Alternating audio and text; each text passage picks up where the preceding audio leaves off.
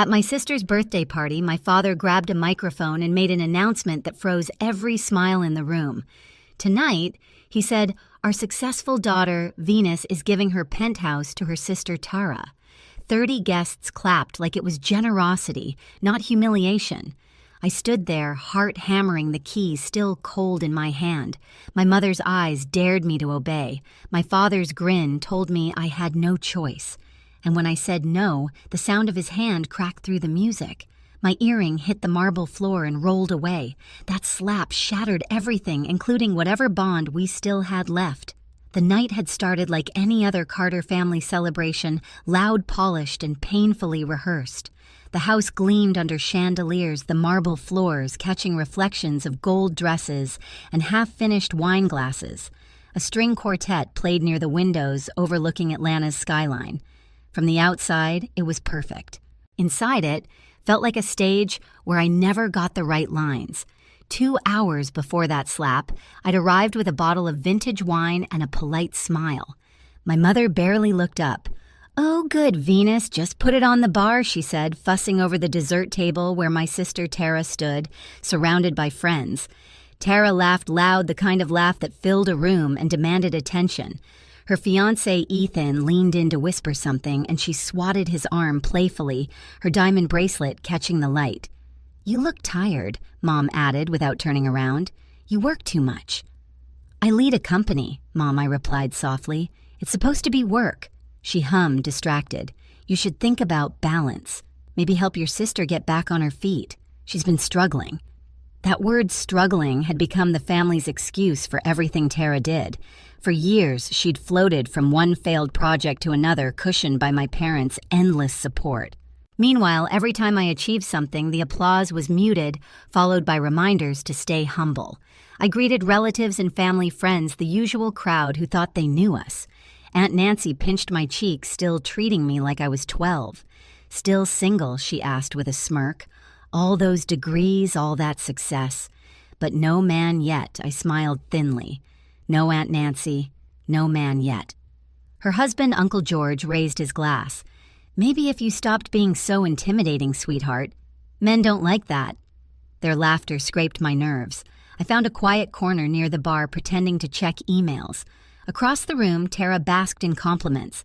"She's such a free spirit," someone said, "not tied down like Venus." "Yeah, another added money isn't everything." I sipped my wine and swallowed the bitterness burning up my throat. Dad moved through the room like a politician, shaking hands, grinning wide.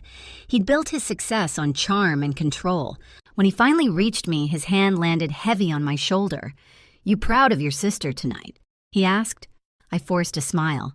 "Of course." He leaned closer. "You've done well for yourself. Maybe it's time you shared that good fortune. Family takes care of family." His tone wasn't a suggestion. It was a command wrapped in affection. I nodded, pretending to listen as he walked away to refill his drink. My pulse quickened. There was something in his voice, final rehearsed dangerous. The music swelled. People gathered for a toast, and I caught Tara's eyes. She looked almost nervous, almost guilty. Then Dad raised the microphone, and I knew. The night was about to turn into something none of us would forget. The sound of the microphone feedback cut through the laughter like a knife. Conversations stopped, glasses lowered. My father stood in the center of the room, his posture proud, his voice dripping with performance. "Tonight," he began, "we celebrate family generosity and the bond that keeps us strong." I already hated where it was going. I'd seen that gleam in his eyes before, right before he announced something that benefited everyone but me. He turned toward me with a smile that didn't reach his eyes. And what better way to show that bond than a gift from one sister to another? Our hardworking Venus has decided to give her penthouse to her sister Tara. The room erupted in applause and gasps. Some clapped out of shock, others because that's what you did when the patriarch told you to. Cameras flashed. Someone shouted, "That's incredible!" I froze, glass still in my hand, my smile stiff. For a second I thought I'd misheard, but then Tara covered her mouth in mock surprise. "Dad really," she said, voice trembling just enough to sound sincere. My mother dabbed at the corner of her eye, whispering, "This is so beautiful." My stomach twisted. I could feel 30 pairs of eyes turn toward me, waiting for me to nod and play along. My father extended his hand expectantly, his palm open like a demand. "Come on, sweetheart," he said into the mic. "It's only fair. Your sister's been struggling. You can always buy another one." Something in me snapped. The years of silence of smiling through their favoritism of writing checks and never being thanked, they all collided in that moment. I set my wine glass down the stem, trembling slightly in my fingers. "No," I said. My voice wasn't loud, but it was clear. The sound sliced through the applause like glass shattering. My father blinked confused at first, as if the word didn't register. "What did you say?" I straightened my back, the weight lifting off my shoulders with every syllable. I said, "No, I'm not giving away my home." A ripple of whispers spread through the crowd. Aunt Nancy's mouth dropped open. Uncle George muttered, "Ungrateful." My mother's voice cut through them. "Venus, don't do this. You're embarrassing us." I turned to her. "I've supported this family for years. I paid for half of this party, the wine, the chef, everything. But this is mine." Tara's eyes glistened fake tears. "Venus, please, it's not like that." But it was exactly like that. My father's smile vanished. His jaw locked tight, microphone still in hand. "You're defying me," he said. Stepping closer, his voice dropped low, but the room was so quiet everyone heard it. Before I could move, his hand came fast and hard. The sound echoed. My head snapped to the side, my skin burning. My earring flew off, rolling across the marble floor until it hit the leg of a chair. The room gasped in unison. No one moved. Not a single person stepped in. I straightened slowly, touched my cheek, and looked at him. He waited for me to crumble to cry to apologize. Instead, I picked up my earring and whispered, "Happy birthday, Tara." Then I walked away. The hallway outside the banquet room was colder, quieter, like the air itself refused to carry the noise from inside. My cheek still burned my skin hot against the chill marble. I pressed my hand to it, half expecting to see his fingerprints branded there. Behind the closed doors, the music had started again, a desperate attempt to pretend nothing happened. That was my family turning shame into background noise. I walked faster, heels striking the floor in steady rhythm. I wasn't running. I was done running. In the reflection of a glass console, I caught my face. Calm, detached eyes hard. That calm scared me more than the slap, because it meant something inside me had gone still, like a lake right before a storm. I reached into my clutch and took out my phone. One tap. That's all it took. A single button glowing blue. I stared at the screen for a second, then locked it. No one inside knew what that button meant, but I did. It wasn't rage driving me. It was precision. Months ago, my best friend Kayla had warned me, if they cross that line again, don't argue. Just call her. Grandma's the only one they fear. At the time, I'd laughed. I can handle them. Kayla had just looked at me and said quietly, "Handling isn't the same as being free." Now her words echoed as I walked down the hallway. The string quartet's song faded, replaced by muffled voices. My heels clicked like a countdown. I stopped by a floor-to-ceiling window. Atlanta's skyline shimmered beyond the glass, all those towers glowing indifferent. Somewhere out there was my penthouse, the one they tried to strip from me with applause. My reflection stared back, half in light, half in shadow. The elevator chimed. I stepped inside, pressed the lobby button, and watched the doors close. My pulse slowed.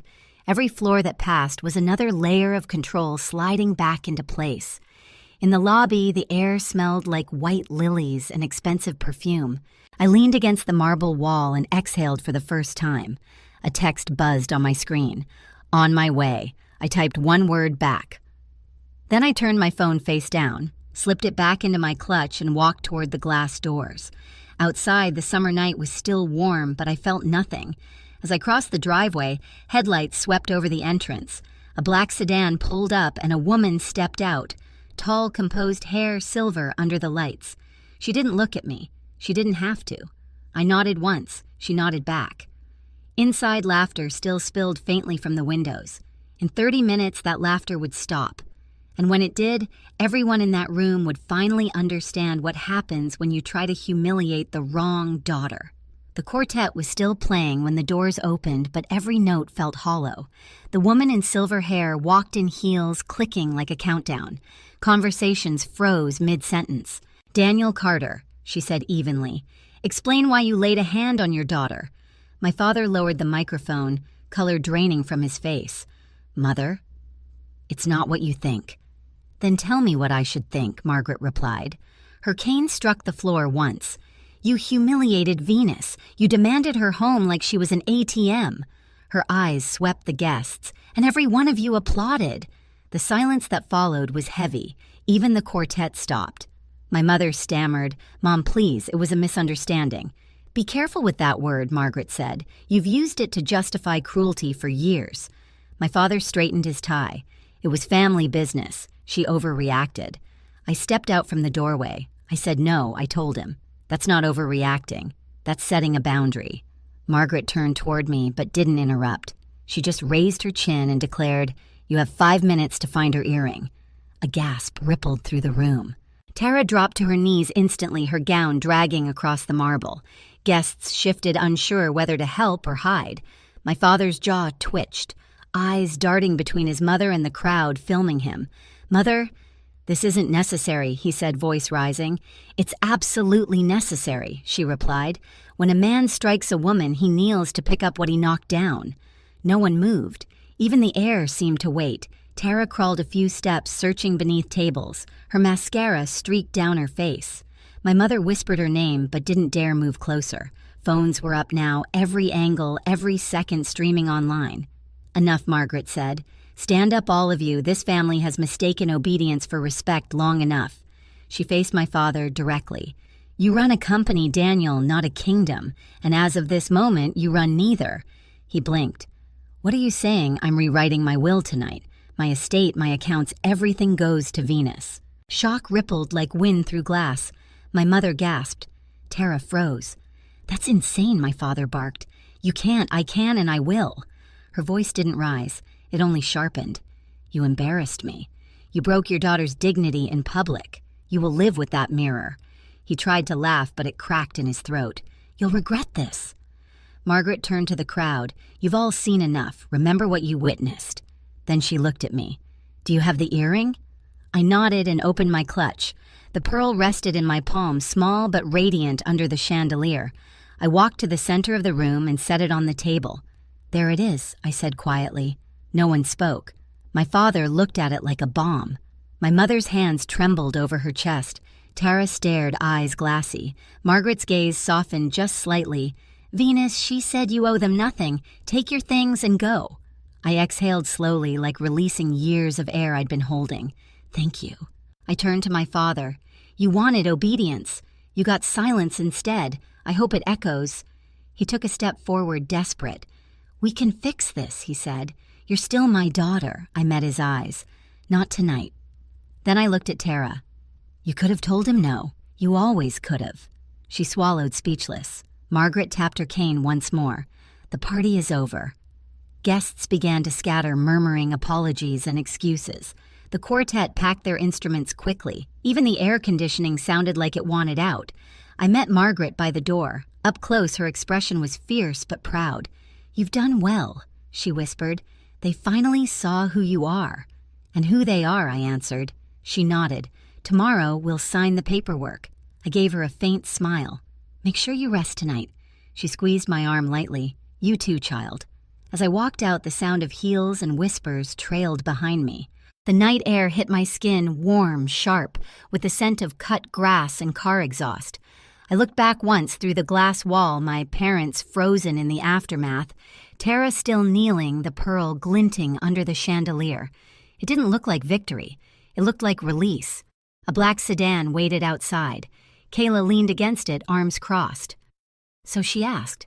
"It's over," I said. She opened the door. "Let's go home." As we drove off, the house shrank in the rearview mirror, its windows glowing like fading embers. My reflection overlapped with the skyline ahead, calm, steady, untouchable. I didn't smile. I didn't cry. I just let the silence fill the space where their voices used to live. By morning, the video had gone viral. Someone had streamed the entire scene, the announcement, the refusal, the slap, and the moment my grandmother walked in. It spread across every platform with captions like, "Father slaps daughter over penthouse gift," and "Family party turns into public meltdown." Reporters camped outside my parents' house by noon. Dad's business partners withdrew from pending deals. Mom's charity board quietly asked her to step down. Tara's engagement evaporated overnight. Ethan's family released a statement about values and stability. I didn't comment. I didn't need to. The world was saying everything for me. In my penthouse, morning light stretched across the floor-to-ceiling windows. Kayla scrolled through her phone, shaking her head. They're trending, and not in a good way. I poured coffee, the smell filling the quiet. They wanted attention, I said. Now they have it. She looked up at me cautious. Do you feel better? I thought about it. The ache on my cheek had faded into a ghost of heat. No, I said. Not better. Just done. A new email blinked on my screen from Grandma Margaret. Subject finalized. Body, the paperwork is complete. Everything is under your name now. Rest. I closed the laptop, leaned back, and let the stillness settle. For the first time in years, silence didn't feel like punishment.